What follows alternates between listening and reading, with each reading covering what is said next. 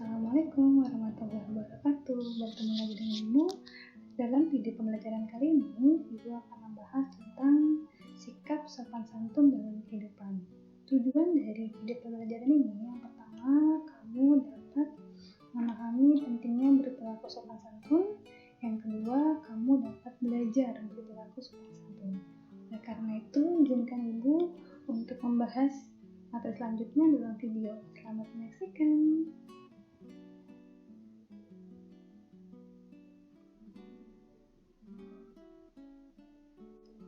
Sikap sopan santun dalam kehidupan. Berperilaku sopan santun ialah bersikap dan berperilaku baik dalam segala hal. Dengan demikian, maka manusia akan dikatakan sebagai orang yang tahu adat. Tahu adat dalam ungkapan bahasa Jawa disebut wong sing ngerti unggah ungguh lan tata krama. Unggah ungguh dapat diartikan sopan santun, maka sopan santun lebih banyak diekspresikan dan tata krama berbahasa. Lalu selanjutnya, unsur-unsur sikap dan perilaku baik sebagai tuntunan dan perilaku sopan santun. Yang pertama, bahwa jika mengetahui dan melaksanakan peraturan-peraturan hukum dengan bersungguh-sungguh, kita akan terhindar dari penistaan dan kehinaan.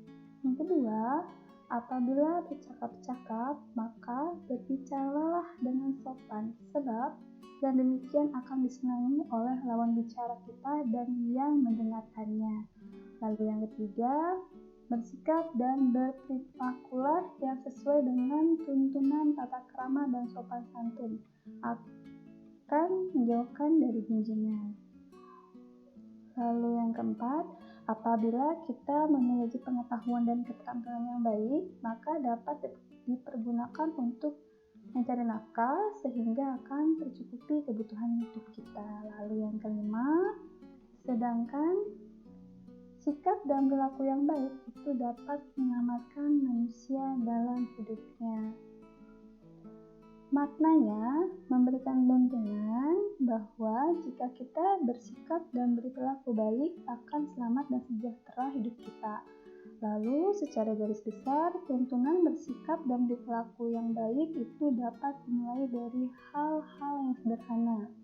Perlu kamu catat bahwa memulai dari yang sederhana itu bukan berarti karena kita tidak mampu, tetapi semata-mata agar kita mudah mempelajarinya dan melaksanakannya.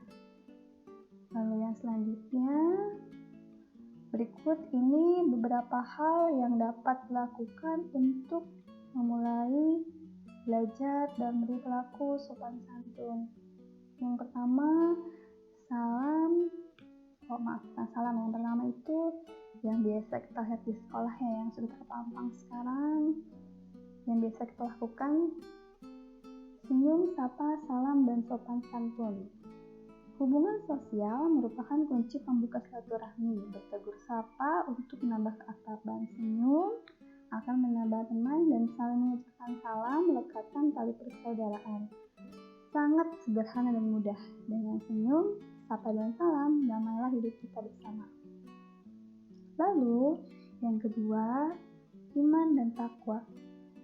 Perilaku iman dan takwa dapat disederhanakan dalam bentuk sikap yang selalu ingat kepada Tuhan bahwa kita adalah makhluk Tuhan. Iman dan takwa dapat mendatangkan watak jujur. Watak jujur akan menarik tumbuhnya watak tawakal. Watak tawakal akan menumbuhkan watak sabar dan akan menuntun pada watak ikhlas. Lalu yang ketiga, patuh terhadap orang tua. Orang tua perantara lahir di dunia ini. Kedua orang tualah yang memberikan pendidikan kepada kita untuk pertama kali. Karena orang tua kita adalah pendidik yang pertama dan utama. Kita dapat berbicara, berjalan, makan dan minum, berpakaian dan sebagainya karena biasa kedua orang tua kita. Maka sepatutnya lah kita patuhi kedua orang tua kita itu. Lalu yang keempat, hormat kepada guru. Guru adalah pengganti orang tua kita ketika kita berada di sekolah. Mereka lah yang membimbing kita sehingga kita mampu melakukan sesuatu yang sebelumnya tidak dapat kita lakukan. Yang tadinya kita tidak tahu menjadi tahu. Oleh sebab itu, sudah sepatutnya hormatilah guru. Lalu, yang kelima adalah menghormati saudara tua. Saudara adalah pengganti orang tua kita. Apabila kedua orang tua kita telah tiada, dari merekalah pada saatnya nanti kita minta pendapat, nasihat, pertimbangan, bahkan bantuan dalam bentuk apapun. Lalu yang keenam, menghormati pemimpin. Di sekitar kita banyak kita temui para pemimpin masyarakat baik formal, misalnya ada ketua RT, ketua RW, bupati, wali kota, gubernur, menteri, bahkan bapak presiden dan lain-lain. Merupakan para pemimpin yang harus kita hormati. Ada juga pemimpin tidak formal, misalnya adalah ulama, rohaniawan, tokoh masyarakat, dan lain-lain. Mereka adalah orang-orang yang meluangkan waktu, tenaga, dan sumber daya yang lainnya untuk kepentingan kehidupan masyarakat. Di bawah kepemimpinan mereka lah kehidupan sosial kemasyarakatan dapat berlangsung dengan tertib. Yang selanjutnya, menghormati sesama. Sesungguhnya keberadaan kita dalam masyarakat sangat tergantung kepada sesama. Oleh sebab itu adalah suatu kewajiban kita untuk menghormatinya. Lalu yang kedelapan, menghargai kedudukan setiap insan. Tidak semua orang seberuntung kita dan tidak semua orang seperti kita. Di mata Tuhan kita ini sama, karena yang membedakan hanyalah keimanan kita dan ketakwaan kita saja. Lalu yang ke-9 adalah memanfaatkan alam secara wajar. Alam sebagai sumber daya, hendaklah kita pelihara untuk warisan kepada generasi berikutnya. Alam menyediakan sarana untuk hidup dan kehidupan kita. Oleh sebab itu, kita harus jaga kelestariannya. Lalu yang terakhir, cinta tanah air. Tanah air adalah wahana kehidupan kita sebagai bangsa dan negara. Mencintai tanah air merupakan kewajiban setiap warga negara.